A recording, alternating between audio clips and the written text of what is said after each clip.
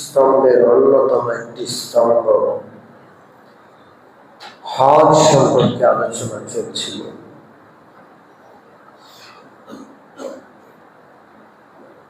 হজ আল্লাহ রাব্বুল আলামিনের একটা দাবি বান্দার উপর। যেহেতু মহাব্বত ভালোবাসা বান্দার সাথে আল্লাহর চূড়ান্ত, আল্লাহ তাআলা বান্দাকে সৃষ্টি করেছেন, সমস্ত নেয়ামত আল্লাহ দান করেছেন। আমার কিচ্ছু নেই, আমিও নেই। এখন আমি আছি, আমার অনেক কিছু আছে, সরকার দেওয়া। মায়ের পেটে ছিলাম, কিচ্ছু ছিলাম না। هل أتى على الإنسان حين من الدهر لم يكن شيئا مذكورا। একটা সময় এমন ছিল না যে আমার কোনো অস্তিত্বই ছিল না। আমাকে যারা আসবে, এখনো আসে না, তাদেরকে আমরা চিনি? কোনো তাদের আলোচনা আছে? কিচ্ছু জানি না। আমিও এরকম অজানা কিছু ছিলাম। এখন আমাকে আল্লাহ তাআলা অস্তিত্ব দিয়েছেন, সম্পদ দিয়েছেন, মান সম্মান দিয়েছেন, কত নেয়ামত। আমি অনেক সময় মানুষকে বলি যে শুকর আদায় করে। মানুষ টাকা পয়সা কত পেরেশানি, সম্পদের কত পেরেশানি, এটা নাই ওইটা নাই। আমি বললাম যে কি আনছেন? মায়ের পেট থেকে যখন দুনিয়াতে আসছি, উলঙ্গ আসছি, একটা সুতা নিয়ে আসি নাই। এখন আল্লাহ বাড়ি দিচ্ছেন, অনেককে গাড়ি দিচ্ছেন, সম্পদ দিচ্ছেন, মালিকানা দিচ্ছেন, শুকরিয়া আদায় করি। যিনি দিচ্ছেন উনি আবার মুসিবত দিয়ে নিয়ে গেছেন কিছু, না শুকরিয়া না করি। যেভাবে আল্লাহর কাছ থেকে খালি হাতে আসছি, ওইভাবে সব ফেলে রেখে খালি হাতে চলে যাওয়া লাগবে। শুধু সম্মানার্থে আল্লাহ কাফনের কাপড় নিয়ে যাওয়ার অনুমতি দিচ্ছে। সব নেয়ামত স্রষ্টাও তিনি, নেয়ামত দাতাও তিনি। এই জন্য আল্লাহ রাব্বুল আলামিন বলেন, ফাবিআইয়ি আলাই রাব্বিকুমা তুকাজ্জিবান। ও জিন আর ইনসান, আমার কোন কোন নেয়ামত তুমি অস্বীকার করবে? কোন নেয়ামত অস্বীকার করার উপায় নাই।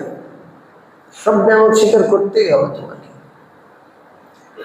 স্রষ্টা যেমন আল্লাহ রাব্বুল আলামিন, হায়াতের মালিক, মৌতের মালিক, লালন পালন করনে ওয়ালা, নেয়ামত দাতা হলেন আল্লাহ রাব্বুল আলামিন। আল্লাহ রাব্বুল আলামিনের সাথে আমাদের মহব্বতের সম্পর্ক।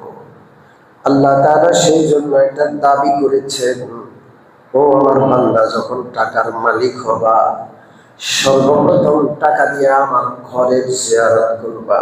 আমাকে যে তুমি মহব্বত করো, এটা তুমি প্রকাশ করবা। জীবনের সর্বপ্রথম উপার্জন, জীবনের সর্বপ্রথম মালিকানা দিয়ে কার ঘর দেখা লাগবে? ইন্না আউওয়ালা বাইতিন উদিআ লিন-নাসি লাল্লাযী বিবাক্কাতা মুবারাকান ওয়া হুদাল লিল-আলামিন। সর্বপ্রথম ঘর যেটা বিশ্ব মানবতার হেদায়েতের জন্য আল্লাহ বানিয়েছেন, সেটা মক্কায় অবস্থিত কাবা। ফীহি আয়াতুন বাইয়িনাতুন মাকামু ইব্রাহিম। ওখানে অসংখ্য নিদর্শন রয়েছে, আল্লাহর কুদরতের নিদর্শন, আল্লাহর সাথে সম্পৃক্ত, আল্লাহর বান্দাদের সাথে, ইব্রাহিম খলিলুল্লাহর সাথে, নবীদের সাথে সম্পৃক্ত স্মৃতি বিজড়িত এলাকা সেটা।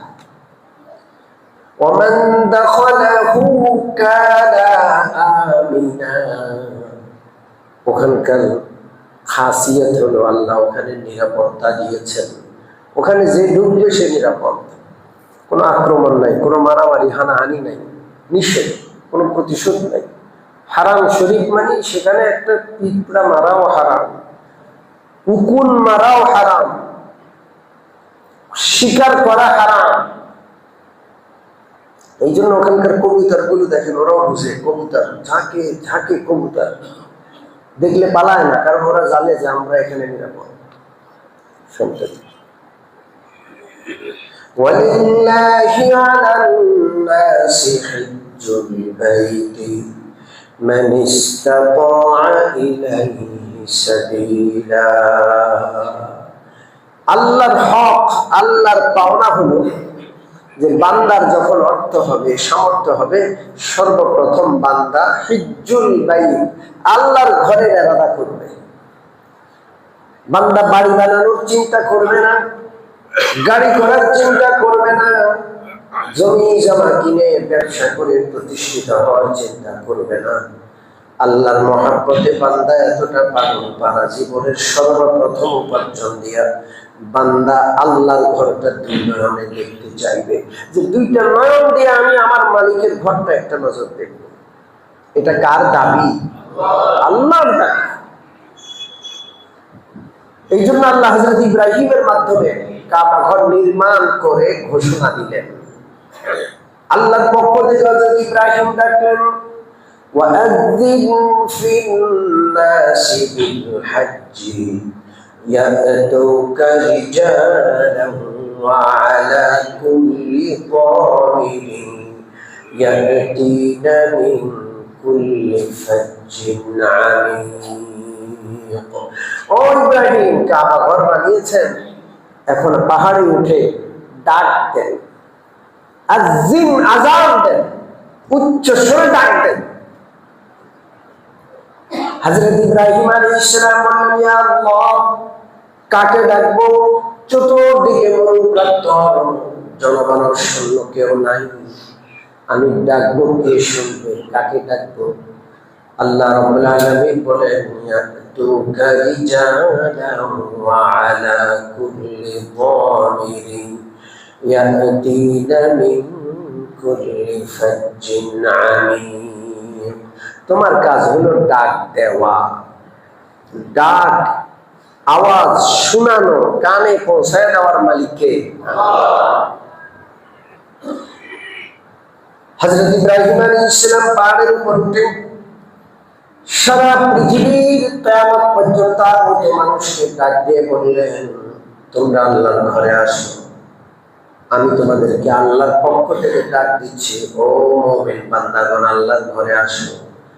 তখন সারা পৃথিবীর সমস্ত মুমিন বান্দা যারা এই আওয়াজ শুনেছে, সকলেই শুনেছে, কিন্তু যারা আওয়াজ শুনে লাব্বাইক বলেছে, তারা আল্লাহর ঘরে যাওয়ার তৌফিক পাবে। হাদিসে আছে আল্লাহ তাআলা এই আওয়াজ তখন যারা জীবিত তাদের কানে পৌঁছায় দিলেন, যারা কিয়ামত পর্যন্ত আসবে, রূহের জগতে অপেক্ষায় আছে, সকল মানবতার কানে আল্লাহ সে আওয়াজ পৌঁছে দিলেন। যে যতবার লাব্বাইক বলে সাড়া দিয়েছে, আল্লাহ রাব্বুল আলামিন তাকে অতবার হজ উমরা করার তৌফিক দিলেন। সুবহানাল্লাহ। আওয়াজ, ডাক, এটা আজব একটা জিনিস। ডাক দিলে মানুষ সাড়া দেয়, একটা আওয়াজ, আপনার নাম ধরে না, এই নিয়ে বলছে, আপনি তাও পাবেন, আমাকে কেউ ডাকলো, নাম ধরলে তো কোনো কথাই নেই, শুধু এই এই বললেই সবাই ডাকবে, যে আমাকে ডাকলো কিনা, আমাকে কিছু বলছে কিনা। মানুষ জবাব দেওয়ার জন্য সবসময় অপেক্ষায় থাকে, আমাকে কেউ ডাকলে আমি জবাব দিব। এই ডাক ইব্রাহিম খলিলের ডাক, আসলে কার ডাক? ডাকটা দিয়েছেন কে? এই জন্য কলিজায় এটা লাগে। আপনি হাজিদেরকে দেখবেন লাব্বাইক পড়ে যাচ্ছে, আপনার মনের আবেগ আপনি সামলাইতে পারবেন না, মনে চাই যে আরে আমি যদি যেতে পারতাম, আমার তো যেতে মনে চায়, আল্লাহ আমাকে নিয়ে চলে। আল্লাহু আকবার। হযরত ইব্রাহিম খাওয়াস রাহমাতুল্লাহ আলাইহি বলেন, হজের সফরে প্রাচীন কালে রওনা করলাম, ঘোড়ায় করে উঠে করে দেখলাম এক ব্যক্তির পাও নাই, গড়াইয়া গড়াইয়া যায়, কাফেলা নাই। আমি জিজ্ঞেস করলাম, তোমার পাও নাই, তুমি যে মাটিতে গড়াইয়া গড়াইয়া যাও, কোথায় যাও? কারণ আমি আল্লাহর ঘরে হজে রওনা করছি। বলে যে তোমার এইভাবে গড়াইয়া গড়াইয়া তুমি কিভাবে হজে যাবা? তো সে বলে, দেখো মোহাব্বত যদি থাকে কঠিন কাজও সহজ হয়ে যায়। আমি তো আমার মালিকের ডাকে সাড়া দিতে রওনা করেছি, জানি না আমি পৌঁছতে পারবো না, আমার হায়াত শেষ হয়ে যাবে, কিন্তু আমি তো যতদিন আমার নাকে দম আছে আমি তো চলতেই থাকবো। আল্লাহ। ইব্রাহিম খলিল জিজ্ঞেস করলেন, কোথা থেকে আসছো? কতদিন যাবত তুমি ধীর গতিতে গড়ায় গড়ায় চলছ? লোকটা বলে, আমি সমরকন্দ থেকে রওনা করেছি, 10 বছর যাবত এইভাবে চলতে চলতে আমি দূর আসছি। আল্লাহ। কয় বছর? জোরে বলেন। 10 বছর। জানি না আমি পৌঁছতে পারবো কিনা, কিন্তু আমি এইভাবে চলতেই থাকবো, আমার মালিকের ঘরে যাবই যাব, একটা নজর দেখবো। আল্লাহ। ইয়া বামুরা ইয়া নয়া বাম জুস্তে জোই মি কোনাম, ইয়া বামুরা ইয়া নয়া বাম জুস্তে জোই মি কোনাম, হাসনায়দ ইয়া নয়ায়দ আরজুয়ে মি কোনাম, হাসনায়দ ইয়া নয়ায়দ আরজুয়ে মি কোনাম। আমি জানি না আমি তার সাক্ষাৎ পাবো কিনা, সেই জায়গায় পৌঁছতে পারবো কিনা আমি জানি না, কিন্তু আমি চলতেই থাকবো, আমি যেতেই থাকবো, মরি আর বাঁচি, আমার গন্তব্য মানে আগাইতেই থাকবো। আল্লাহ। এটা হলো আল্লাহর মহব্বত। এই জন্য আল্লাহ রাব্বুল আলামিনের দাবি, ওয়ালিল্লাহি আলান নাসি হিজ্জুল বাইতি মান ইসতাতা ইলাইহি সাবিলা। আল্লাহর দাবি, আল্লাহর পাওনা বান্দার প্রতি। স্বামীর যেমন স্ত্রীর কাছে কিছু পাওনা আছে, সন্তানের যেমন বাবার কাছে কিছু পাওনা আছে, বাবার যেমন সন্তানের কাছে কিছু পাওনা আছে, সবচেয়ে বড় পাওনা আল্লাহর বান্দার প্রতি। এর মধ্যে অনেকগুলো পাওনা আছে, এর মধ্যে একটা পাওনা হইল হজ। বান্দার যদি সামর্থ্য থাকে, আল্লাহর পাওনা হইল বান্দা জীবনের সর্বপ্রথম উপার্জনটা একত্র করে সেটাকে আল্লাহর ঘর 2 নয়নে দেখার জন্য হজের জন্য ব্যয় করবে। আল্লাহ। যদি কোনো বান্দা আল্লাহর দাবি পূরণ করে হজের উদ্দেশ্যে রওনা করে, আল্লাহর হুকুম মতো যদি বান্দা হজ পালন করে, আল্লাহ রাব্বুল আলামিনের নবী বলেন, মান হাজ্জা লিল্লাহি ফালাম ইয়ারফুস ওয়া লাম ইয়াফসুক রাজআ কায়াউমিন ওয়ালাদাতুহু উম্মু। যে ব্যক্তি আল্লাহকে সন্তুষ্ট করার জন্য হজ পালন করবে, হজের মধ্যে কোনো অশ্লীল কাজ করে নাই, ঝগড়াঝাটি মারামারি হানাহানি করে নাই, আল্লাহ রাব্বুল আলামিনের নবী বলেন, রাজাআকা ইয়াউমিন ওয়ালাদাতুহু উম্মু। এমন ভাবে সে হজ করে ফেরত আসবে যেন তার মা তাকে নবজাতক হিসেবে দুনিয়ায় মাত্র প্রসব করলেন, জন্ম দিলেন। সুবহানাল্লাহ। নবজাতক যেমন মায়ের পেট থেকে নিষ্পাপ হয়ে দুনিয়াতে আসে, কোনো পাপ তার থাকে না, ঠিক তদ্রুপ হাজি হজ্জে মাবরুর করে কবুল হজ করে যখন ফিরে আসবে, মায়ের পেট থেকে দুনিয়ায় আসা শিশুর মতো একেবারে নিষ্পাপ হয়ে ফিরে আসে। আল্লাহ। এখানে বুঝার বিষয়, প্রথমে আমি শর্ত বলবো। 1 নম্বর শর্ত, মান হাজ্জা লিল্লাহ, হজ করতে হবে কার জন্য? জোরে বলেন। আল্লাহকে সন্তুষ্ট করতে। নামের সামনে আল হাজ, নামের সামনে হাজি, এগুলো লেখার জন্য না। আজকাল পাজি লোকেরা হাজি লেখে, রাজনীতি করে, দুনিয়ার বান্দরামি করে, মানুষের সম্পদ দখল করে, নামের সামনে হাজি। আছে না নাই? জালেম, জালেম। শত শত মানুষের জমি দখল, মার্কেট দখল, এটা দখল, সেটা দখল, আর উনি হলেন কি? হাজি। হাজি ওনার নামের অংশ। আল্লাহর কাছে কি জন্য এই শব্দটা ওনার ক্ষেত্রে ব্যবহার না করা উচিত। আল্লাহ যেন হেদায়েত দান করে। বুঝতে হবে, হাজি নামের শুরুতে লাগানোর বিষয় না, হাজি আল্লাহর কাছে কবুল হওয়ার বিষয়। কারণ হজ কার জন্য? মান হাজ্জা লিল্লাহি, হজ আর উমরা হবে শুধুমাত্র কার জন্য? আল্লাহ। সংখ্যা গণার জন্য না, যে আমি এতবার করছি, এত এত হজ করছি, এরকম গণনা করার জন্য, মানুষকে সংখ্যা শোনানোর জন্য না। হজ হবে কার জন্য? আল্লাহ। 1 নম্বর। ফালাম ইয়ারফুস, হজের মধ্যে কোনো অশ্লীলতা থাকবে না। হজের ভিতরে অশ্লীলতা ঢুকে যায়। ইহরামের কাপড় পরার পর থেকে শয়তান বিভিন্ন অশ্লীলতায় বান্দাকে লিপ্ত করার চেষ্টা করে। বেগানা নারীর দিকে তাকানোর একটা প্রবণতা বেড়ে যায়, আরো খারাপ খারাপ কত প্রবণতা। এই জন্য হজের সাথে অশ্লীলতা যেন না হয়, ওয়ালা ইয়াফসুক, ঝগড়া ঝাঁটি মারামারি হানাহানি যেন না হয়। হজ ইহরাম বানলেই শয়তান মেজাজ খিটখিটি করে দেয়। কি করে দেয়? জোরে বলেন। মারামারি করে, ঝগড়াঝাটি করে, দুষ তালাশ করে, ছোট্ট অল্প বিষয়তেই খেপে যায়, আক্রমণাত্মক হয়ে যায়। এটা শয়তানের কাজ। বান্দা ইহরাম বাঁধলে কার মেহমান? আপনার প্রধানমন্ত্রী দাওয়াত দিছে, প্রধানমন্ত্রী ভবনে গিয়ে আপনি এই গরম মেজাজ, একজনের সাথে মারামারি, একজনের সাথে তর্কাতর্কি, আপনাদের থাকতে দিবে ওখানে? তাড়াতাড়ি করে নিরাপত্তা রক্ষীরা কি করে দিবে? এটা মাথা নষ্ট। আগে ওষুধ খেয়ে আসে, চিকিৎসা করে আসে। হাজি কার মেহমান? ঝগড়া করা যাবে না, মারাত্মক ঝগড়াতে হয়ে যায়, সারা জীবনের সম্পর্ক নষ্ট হয়ে যায়। বন্ধু একসাথে হজে গেছে, গিয়ে বন্ধুত্ব শেষ, সম্পর্ক শেষ। এই জন্য হজের 3টা শর্ত। 1 নম্বর আল্লাহর জন্য হতে হবে, 2 নম্বর অশ্লীলতা মুক্ত হজ হতে হবে, 3 নম্বর হইল মারামারি হানাহানি ঝগড়াঝাটি মুক্ত হজ হতে হবে। মনে থাকবে ইনশাআল্লাহ? জোরে বলেন, মনে থাকবে?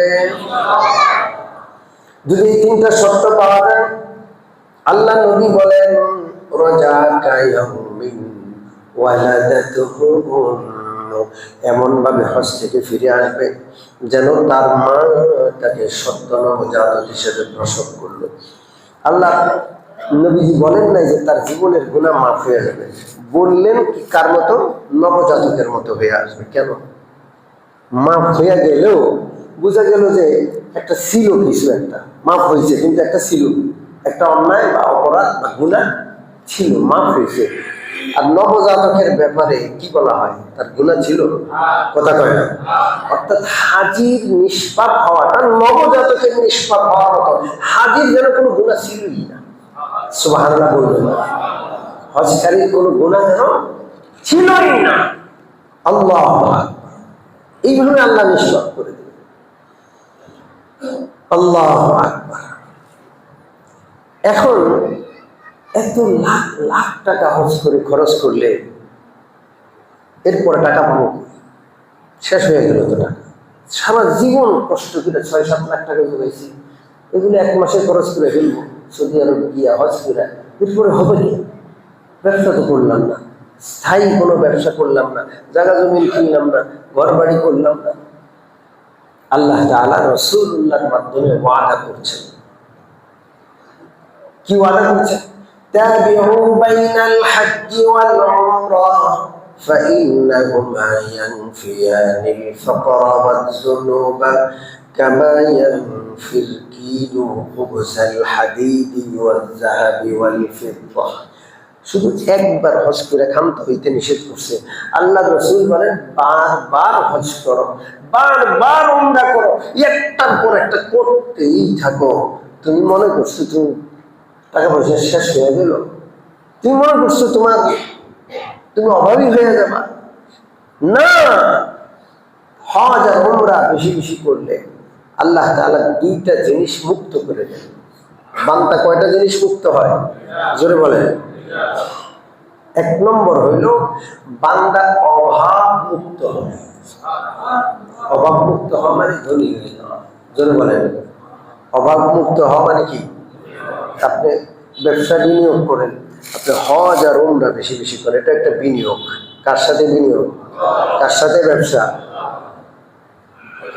অভাব দূর হয়ে যায়। তারা বেশি বেশি হজ উমরা করে, তাদের অভাব বাড়ে, আপনি দেখবেন অভাব নেই। এটা একটা বিনিয়োগ। এটা আল্লাহ রাসূল বলেছেন, সত্য কথা। আমরা দেখি খরচ হয়ে যায়, আল্লাহ রাসূল সাল্লাল্লাহু আলাইহি ওয়াসাল্লাম বলছেন আল্লাহ আবার দিবেন। এই জন্য নাস্তিকদের মাথা খারাপ। এত এত লোক হজে যায়, উমরায় যায়, এই টাকাগুলো বিদেশে চলে যায়। অর্থগুলো কোথায় চলে যায়? বিদেশে চলে যায়। আরে বিদেশে না, এটা আল্লাহর ফান্ডে যায়। কার ফান্ডে? আল্লাহ আবার ফিরিয়ে দেন। আল্লাহু আকবার, আল্লাহু আকবার। এই জন্য হজ করবো বেশি বেশি, আল্লাহ যেন তৌফিক দান করেন। আমার এক উস্তাদ ছিলেন, ইন্তেকাল করেছেন 2022 সালের রমজানে সম্ভবত, বা 21 সালের রমজানে। ওই উস্তাদ আমাদেরকে তিরমিজি শরীফ পড়াইতেন। এই হাদিসের আলোচনায় তিনি বলেছিলেন যে আমি অত্যন্ত অভাব অনটনে থাকতাম, সন্তানাদি বেশি, পরিবারের অভাব দূর হয় না, এত পেরেশান। তো তিরমিজি শরীফ সবসময় পড়াইছি, পড়ছি। একসময় পড়াইতে গিয়ে মনে মনে চিন্তা আসলো যে এখানে তো বলা হয়েছে হজ আর উমরা করলে আল্লাহ কি করে দেন, অভাব দূর করুন। আমি একটু হজ উমরা করি, টাকা নাই, ঋণ করছে। মানুষ ব্যবসার জন্য ঋণ করে না, কথা কয় না। উনি হজের জন্য ঋণ করছে, এটা কার সাথে ব্যবসা, আল্লাহর সাথে। উনি হজ বা উমরা করে আসলেন আর অভাব দূর হয়ে গেল। কি পরিমাণ ধনী!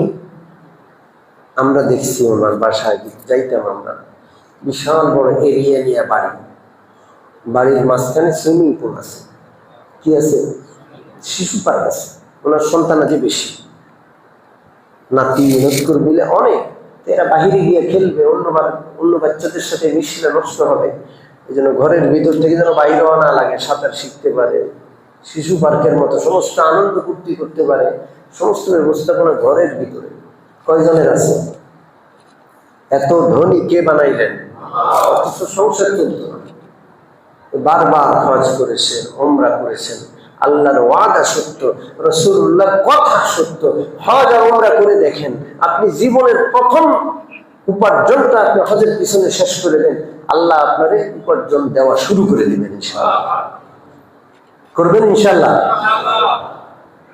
সম্মানিত উপস্থিতি, হজের ব্যাপারে শুধু ছোট্ট খাট্ট 2-3টা মাসলা বলবো। কারো উপর হজ ফরজ হয়ে গেছে, তার কাছে একবার টাকা আসছে, সেই টাকা দিয়ে হজ করে নাই, ব্যবসা করছে, ঘর কিনছে, জায়গা কিনছে, বিল্ডিং বানাইছে, গাড়ি কিনছে, গাড়ি কিনছে, এরপরে লস খেয়ে গেছে বা এখন আর টাকা নেই। টাকা না থাকলেও একবার যার উপর হজ ফরজ হবে, হজ পালন করতেই হবে। কেন করলাম না তখন? তখন কেন করলাম না যখন টাকা আছে? এখন তো নাই। এখন না থাকলেও একবার হজ ফরজ হয়ে গেছে, এটা তোমার উপর রয়ে যাবে, এই দায়িত্ব রয়ে যাবে। গত সপ্তাহে আমার কাছে একজন আসছে যে ওনার অনেক টাকা ছিল, এখন আর কিচ্ছু নাই। যখন টাকা ছিল হজ করে নেই, এখানে ওখানে লাগাইছে, টাকাগুলো সব লস গেছে, এখন কি করবেন? হজ তো পালন করতেই হবে। এই জন্য হজ কঠিন ইবাদত, মানে আল্লাহর কঠিন একটা বিধান। এই জন্য টাকা আসলে মনে করতে হবে আরেকবার হয়তো টাকাটা নাও থাকতে পারে, তখন আমি কি করবো না থাকলে। এই জন্য দেরি করতে নাই। যখনই জীবনের প্রথমবার টাকা পয়সা সম্পদ হাতে আসে, তখনই হজ করে ফেলা উচিত। অনেকের টাকা নাই, জমি আছে, ঘর আছে, বাড়ি আছে, প্রয়োজনের অতিরিক্ত জমি আছে, ওইটা বিক্রি করে যদি হজের পরিমাণ টাকা হয় তাহলে তাতেই হজ যেতে হবে। প্রয়োজনের অতিরিক্ত গাড়ি আছে, প্রয়োজনের অতিরিক্ত ঘর আছে, ওই ঘর বিক্রি করলে হজ পরিমাণ টাকা হয়, ঘর বিক্রি করে হজ যেতে হবে। মোট কথা সম্পদ যদি কারো থাকে, কি টাকা জরুরি না? আমার কাছে নগদ টাকা তো আসে নাই কখনো, না টাকা জরুরি না, নগদ টাকা জরুরি না। সম্পদ যদি থাকে, ব্যবসার মানও যদি থাকে, যে কোনো প্রকারের সম্পদ হজ ফরজ হয়ে থাকে। মনে থাকবে ইনশাল্লাহ। বহু মানুষের উপর হজ ফরজ। এখন তো 6-7 লাখ টাকা, একটা সময় ছিল 1-1.5 লাখ টাকা দিয়ে হজ হতো। মনে আছে আপনাদের? গত করোনার আগেও 2.5 লাখ টাকা দিয়ে কি হইত? 21 সালের আগ পর্যন্ত 2.5 লাখ 3 লাখ টাকা দিয়ে কি হয়ে যেত? হজ। 21 সালের পরে আসছে বিপর্যয়। 21 সালের পরে, করোনার পরে, ইউক্রেন রাশিয়া যুদ্ধের পরে আল্লাহর লানত আসছে দুনিয়ার উপরে, দুনিয়াবাসীর উপরে। টাকার মূল্যায়ন নাই, শেষ। টাকা তেজপাতা সমান, টাকা কাগজ সমান। তো একটা সময় যার কাছে 2.5 লাখ টাকা ছিল, 2 লাখ টাকা ছিল, তখন হজ করতে পারতো, করে নাই। এখন দাম বেড়ে গেছে, আপনার উপর হজ খরচ হয়ে আসে। হজ করবেন না, হজ না করে মরবেন, কি অবস্থা হবে? من لم يمنعه من الحج حاجة ظاهرة أو سلطان جائر أو مرض حابس فلم يحج فليمت إن شاء يهوديا وإن شاء نصرانيا যার উপর হজ ফরজ ছিল কোনো কারণ ছাড়াই শুধু শুধু হজ করে নাই, বিলম্ব করছে, তার অসুস্থতাও ছিল না, বাধা বিঘ্ন ছিল না, কোনো সমস্যা ছিল না, শুধু শুধু হজে বিলম্ব করে হজ এখন আর করে নাই, না করে মরে গেছে। আল্লাহ রাসূল বলেন সে ইহুদি হইয়া মরুক, খ্রিস্টান হইয়া মরুক, আমি রাসূল জানি না তার মৌতটা ইহুদির মৌত হবে, তার মৌতটা খ্রিস্টানের মৌত হবে। চিন্তা করেন কত, সারা জীবন ইমানদার রইলাম, নামাজ কালাম পড়লাম, হজটা আদায় না করার কারণে মরণ হবে খ্রিস্টানের মরণ, মরণ হবে ইহুদির মরণ। কত ভয়ঙ্কর, কত ভয়ঙ্কর। এই জন্য হজে বিলম্ব নাই ইনশাআল্লাহ বলেন। যার কাছে টাকা আছে তার উপর হজ।